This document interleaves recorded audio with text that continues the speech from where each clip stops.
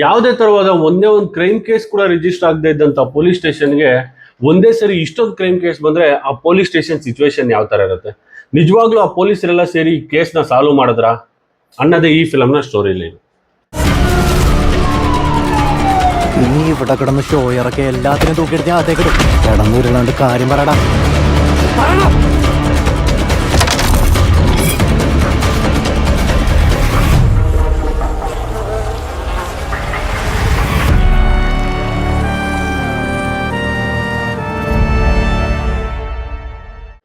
ಇನ್ನು ಈ ಫಿಲಂ ಬಗ್ಗೆ ಹೇಳೋದಾದ್ರೆ, ಹೀರೋ ಅವಾಗ ತಾನೇ ಫ್ರೆಶ್ ಆಗಿ ಪೊಲೀಸ್ ಟ್ರೈನಿಂಗ್ ಮುಗಿಸಿ ಒಂದು ಸ್ಟೇಷನ್ಗೆ ಅಪಾಯಿಂಟ್ ಆಗ್ತಾರೆ. ಅವ್ನು ಅಪಾಯಿಂಟ್ ಆಗಿದ್ದ ದಿನಾನೇ ಅವ್ರ ಅಪ್ಪ ಅವ್ನಿಗೆ ಹೇಳ್ತಾರೆ, ಅಲ್ಲಿ ಯಾವುದೇ ತರ ಕೇಸೇ ರಿಜಿಸ್ಟರ್ ಆಗಲ್ಲ, ನಿನಗೇನು ಅಷ್ಟೊಂದು ರಿಸ್ಕ್ ಆಗಲ್ಲ ಅಲ್ಲಿ ಕೆಲಸ ಮಾಡಕ್ಕೆ ಅಂತ. ನಾನು ഈ ചാർജ് എടുക്കാൻ പോകുന്ന സ്റ്റേഷനില്ലേ, അങ്ങനെ വലിയ പ്രശ്നങ്ങളൊന്നും ഇല്ലാത്തൊരു ഏരിയ, നിനക്ക് തുടങ്ങാൻ പറ്റിയ സ്ഥലമാണ്. ಬಟ್ ನಮ್ ಹೀರೋ ಬ್ಯಾಡ್ ಲಕ್ ಯಾವ ತರ ಇರುತ್ತೆ ಅಂದ್ರೆ, ಅವನಲ್ಲಿ ಜಸ್ಟ್ ಅಪಾಯಿಂಟ್ ಆಗಿ ಒಂದೇ ವಾರಕ್ಕೆ ಕಾಡಲ್ಲಿ ಒಬ್ಬ ಕೆಲಸ ಮಾಡ್ತಾ ಇರ್ಬೇಕಾದ್ರೆ ಒಂದು ಡೆಡ್ ಬಾಡಿ ಕೈ ಕಾಣಿಸುತ್ತೆ ಅವನಿಗೆ. ಅವನು ಸರಿ ಪೊಲೀಸ್ ಸ್ಟೇಷನ್ಗೆ ಫೋನ್ ಮಾಡಿ ಹೇಳ್ತಾನೆ, ಪೊಲೀಸರೆಲ್ಲ ಬಂದಲ್ಲಿ ಹುಡುಕಿದಾಗ ಅವ್ರಿಗೊಂದು ಡೆಡ್ ಬಾಡಿ ಸಿಗುತ್ತೆ. വ്യക്തിയുടെ കാട് പിടിച്ച പറമ്പിൽ നിന്നുമാണ് 30-നും 35-നും ഇടയിൽ പ്രായം വരുന്ന പുരുഷ മൃതദേഹം കണ്ടെത്തിയത്. ಮೇ ಬಿ ಕೊಲೆಯಾಗ ಒಂದು 3-4 ದಿನ ಆಗಿರ್ಬೋದು ಅನ್ಸುತ್ತೆ. ಆ ಬಾಡಿನ ಅವ್ರು ಐಡೆಂಟಿಫೈ ಮಾಡಕ್ಕಾಗಲ್ಲ, ಅದನ್ನ ಪೋಸ್ಟ್ ಮಾರ್ಟಮ್ ಕಳಿಸ್ತಾರೆ. ಸರಿ, ಆ ಬಾಡಿ ಯಾರ್ದಿರ್ಬೋದು ಅಂತ ಇವರು ಇನ್ವೆಸ್ಟಿಗೇಷನ್ ಮಾಡ್ತಾ ಇರ್ತಾರೆ. 1-2 ದಿನ ಆಗುತ್ತೆ, ಮತ್ತೆ ನದಿ ಹತ್ರ ಇರೋ ಬ್ರಿಡ್ಜ್ ಕೆಳಗಡೆ ಇನ್ನೊಂದು ಬಾಡಿ ಇದೆ ಅಂತ ಫೋನ್ ಬರುತ್ತೆ. ഹലോ. ಸರಿ, ಅವ್ರು ಅಲ್ಲಿ ಬರ್ತಾರೆ. ಆ ಬಾಡಿನ ನೋಡಿದ್ರೆ ಅದನ್ನು ಐಡೆಂಟಿಫೈ ಮಾಡೋಕ್ಕಾಗಲ್ಲ, ಅದನ್ನು ಪೋಸ್ಟ್ ಮಾರ್ಟಮ್ಗೆ ಶಿಫ್ಟ್ ಮಾಡ್ತಾರೆ. ಯಾವುದೇ ತರವಾದ ಕೇಸೇ ಬರದ್ರಿಂದ ಪೊಲೀಸ್ ಸ್ಟೇಷನ್ಗೆ ಒಂದೇ ಸರಿ 2 ಮರ್ಡರ್ ಕೇಸ್ ಬರೋದ್ರಿಂದ ಪೊಲೀಸ್ ಸ್ಟೇಷನ್ ಫುಲ್ಲು ಟೆನ್ಷನ್ ಮಾಡ್ಕೊಂಡಿರ್ತಾರೆ, ಯಾವ ತರ ಸಾಲ್ವ್ ಮಾಡೋದು ಅಂತ. ಬಟ್ ಅವತ್ತೊಂದಿನ ರಾತ್ರಿ ಬ್ಯಾಂಕ್ ರಾಬರಿ ಆಗ್ಬಿಡುತ್ತೆ. അതിനുള്ളിൽ നിനക്ക് എന്തെങ്കിലും തെളിവ് ഉണ്ടാക്കാൻ പറ്റുവാണെങ്കിൽ ഉണ്ടാക്കാം. പറ്റില്ല സാറ്, പ്രതിയെ കുറിച്ചുള്ള സൂചന ലഭിച്ചിട്ടുണ്ട്, എത്രയും വേഗം പിടിക്കുന്നതായിരിക്കും. ಇವಾಗಿರೋ 2 ಮರ್ಡರ್ ಕೇಸ್ ಜೊತೆಲಿ ಈ ಬ್ಯಾಂಕ್ ರಾಬರಿ ಕೇಸ ಒಂದು ಅಂತ ಇದೇ ತರ ತಲೆ ಕೆಡಿಸ್ಕೊಂತ ಇರ್ಬೇಕಾದ್ರೆ, ಡಾಕ್ಟರ್ ಒಂದಿನ ಫೋನ್ ಮಾಡಿ 2 ಮರ್ಡರ್ ಆಗಿರೋ ಡೆಡ್ ಬಾಡಿ ಮೇಲೂ ಒಂದೇ ತರ ಗಾಯದ ಮಾರ್ಕ್ಗಳಿದೆ, ಮೇ ಬಿ ಒಬ್ಬರೇ ಮಾಡಿರ್ಬೋದು ಅಂತ ಒಂದು ಸಣ್ಣ ಕ್ಲೂನ ಕೊಡ್ತಾರೆ. എത്ര പ്രായം വരും? 30-നും 35-നും ഇടയ്ക്ക് പ്രായം കാണും. ഇവിടെ നിന്നപ്പോ പുള്ളിക്കാരിക്ക് ഒരു കോള് വന്നു.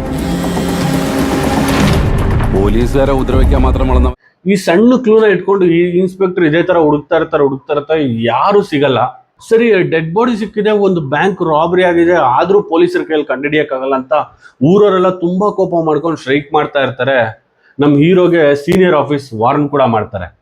നിനക്ക് ഞാൻ ഒരാഴ്ചയും കൂടി സമയം തരും. അതിനുള്ളിൽ നിനക്ക് എന്തെങ്കിലും തെളിവ് ഉണ്ടാക്കാൻ പറ്റുവാണെങ്കിൽ ഉണ്ടാക്കാം. ನಿನ್ ಕೈಯಲ್ಲಿ ಈ ಕೇಸ್ನ ಸಾಲ್ವ್ ಮಾಡೋಕ್ಕಾಗಲ್ಲ ಅಂದ್ರೆ ನಿನ್ ಕೆಲ್ಸಕ್ಕೆ ರೆಸಿಗ್ನೇಷನ್ ಕೊಟ್ಬಿಟ್ಟು ಮನೆಗೆ ಹೋಗ್ಬಿಡಪ್ಪ ಅಂತ. ನಮ್ ಹೀರೋ ಯಾವ ತರ ಸಾಲ್ವ್ ಮಾಡೋದು ಅಂತ ತಲೆ ಕೆಡಿಸ್ಕೊಂತ ಇರ್ಬೇಕಾದ್ರೆ ಅವ್ನಿಗೊಂದಿನ ಫೋನ್ ಬರುತ್ತೆ, ಈ ತರ ಯಾರೋ ಒಬ್ರು ಡೆಡ್ ಬಾಡಿನ ಫಾರೆಸ್ಟ್ ಒಳಗಡೆ ಎಳ್ಕೊಂಡೋಗ್ತಾ ಇದಾರೆ ಅಂತ. ಸರಿ, ಇದಾದ್ರೂ ಕ್ಲೂ ಸಿಗ್ಬೋದು ಅಂತ ನಮ್ ಹೀರೋ ಫಾರೆಸ್ಟ್ ಒಳಗಡೆ ಬರ್ತಾನೆ. അവനെ പൊക്കണം സാറേ. നീ ഇവിടെ കിടന്ന് ಅವ್ನು ಫಾರೆಸ್ಟ್ ಒಳಗಡೆ ಬಂದಾಗ ಅವ್ನಿಗೆ ಹಿಂದೆ ಯಾರೋ ಬಲವಾಗಿ ಹೊಡೆದಂಗ ಆಗುತ್ತೆ, ಅವ್ನ ಅಲ್ಲೇ ಬಿದ್ದೋಗ್ತಾನೆ. ಸರಿ, ಆ ಪೊಲೀಸರೆಲ್ಲ ಹೀರೋನ ಹುಡ್ಕೊಂಡ್ ಬರ್ತಾರೆ, ಅವನಲ್ಲಿ ಬಿದ್ದಿರ್ತಾನೆ. ಸರಿ, ಅವನ್ನ ಕರ್ಕೊಂಡೋಗಿ ಹಾಸ್ಪಿಟ್ಲಿಗೂ ಸೇರಿಸ್ತಾರೆ. ಹಾಸ್ಪಿಟ್ಲಿಗೆ ಸೇರಿಸಿದಾಗ ಅವ್ನಿಗೆ ಪ್ರಜ್ಞೆ ಬರುತ್ತೆ. ಪ್ರಜ್ಞೆ ಬಂದಾಗ ಅವನು ಆ ಬಾಡಿ ಹತ್ರ ಒಂದು ಚೈನ್ ಇತ್ತು, ಆ ಚೈನ್ ಯಾರಾದ್ರೂ ನೋಡಿದ್ರ ಅಂತ ಕೇಳ್ತಾನೆ.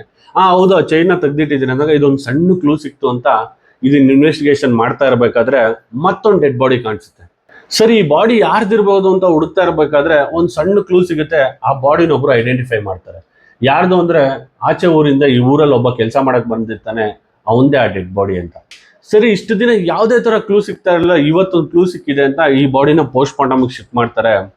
ಆ ಪೋಸ್ಟ್ ಮಾರ್ಟಮ್ ಮಾಡಿದಂತ ಡಾಕ್ಟರ್ ಹೇಳ್ತಾರೆ, ಇದು ಸೇಮ್ ಅದೇ ತರ ಪ್ಯಾಟರ್ನ್ ಅಲ್ಲೇ ಮರ್ಡರ್ ಆಗಿದೆ, ಈ 3 ಜನನು ಒಬ್ಬನೇ ಮರ್ಡರ್ ಮಾಡಿರೋದು ಅಂತ. ನಿಜವಾಗ್ಲೂ ಈ ಕ್ಲೂನೆಲ್ಲ ಇಟ್ಕೊಂಡು ಇವ್ರ ಕೇಸ್ನ ಸಾಲ್ವ್ ಮಾಡ್ತಾರ. ಯಾವ ತರ ಸಾಲ್ವ್ ಮಾಡ್ಬೋದು ಅನ್ನೋದೇ ಈ ಫಿಲಮ್ನ ಸ್ಟೋರಿ. ಲಾಸ್ಟ್ 20 ಮಿನಿಟ್ಸ್ ಅಂತೂ ಯಾವ ತರ ಎಕ್ಸೈಟ್ಮೆಂಟ್ ಆಗಿದೆ ಅಂದ್ರೆ, ನಿಜವಾಗ್ಲೂ ಅಷ್ಟು ಟ್ವಿಸ್ಟ್ನ ಯಾರು ಎಕ್ಸ್ಪೆಕ್ಟೇ ಮಾಡಿರಲ್ಲ, ಆ ತರ ಟ್ವಿಸ್ಟ್ ಇದೆ ಫಿಲಮ್ ಅಲ್ಲಿ. ಕ್ಲೈಮ್ಯಾಕ್ಸ್ ಹತ್ರ ಬರ್ತಾ ಇದ್ದಂಗೆ ಯಾವ ತರ ಸೀಟ್ ಎಡ್ಜಲ್ಲಿ ಎಲ್ಲಾರನ್ನೂ ಕುಳಿಸುತ್ತೆ ಅಂದ್ರೆ, ನಿಜವಾಗ್ಲೂ ಜಸ್ಟ್ ನೀವು ಇಮ್ಯಾಜಿನ್ ಕೂಡ ಮಾಡ್ಕೊಂಡಿರಕ್ಕಾಗಲ್ಲ. ಕ್ಲೈಮ್ಯಾಕ್ಸ್ ಆ ತರ ಇದೆ. ಇನ್ನು ಈ ಮೂವಿ ಯಾರೇ ನೋಡಿಲ್ಲ, ಇವತ್ತೇ ಹೋಗಿ ಜಿಯೋ ಹಾಟ್‌ಸ್ಟಾರ್ ಅಲ್ಲಿ ನೋಡಿ ದ್ರೀಡಮ್ ಅಂತ ಸರ್ಚ್ ಮಾಡಿದ್ರೆ ಬರುತ್ತೆ. 5 ಲ್ಯಾಂಗ್ವೇಜ್ ಅಲ್ಲಿ ಇದೆ. ಇದೇ ತರ ಇನ್ನಷ್ಟು ಇಂಟ್ರೆಸ್ಟಿಂಗ್ ಫ್ಯಾಕ್ಟ್ಸ್ ಮತ್ತೆ ಸ್ಟೋರಿ ಲೈನ್ಗೋಸ್ಕರ ನಮ್ಮ ಕನ್ನಡ ಸಿನಿಮಾ ಲೈನ್ಸ್ ಯೂಟ್ಯೂಬ್ ಚಾನಲ್ನ ಫಾಲೋ ಮಾಡಿ, ಸಬ್ಸ್ಕ್ರೈಬ್ ಮಾಡ್ಕೊಳ್ಳಿ. Thank you so much.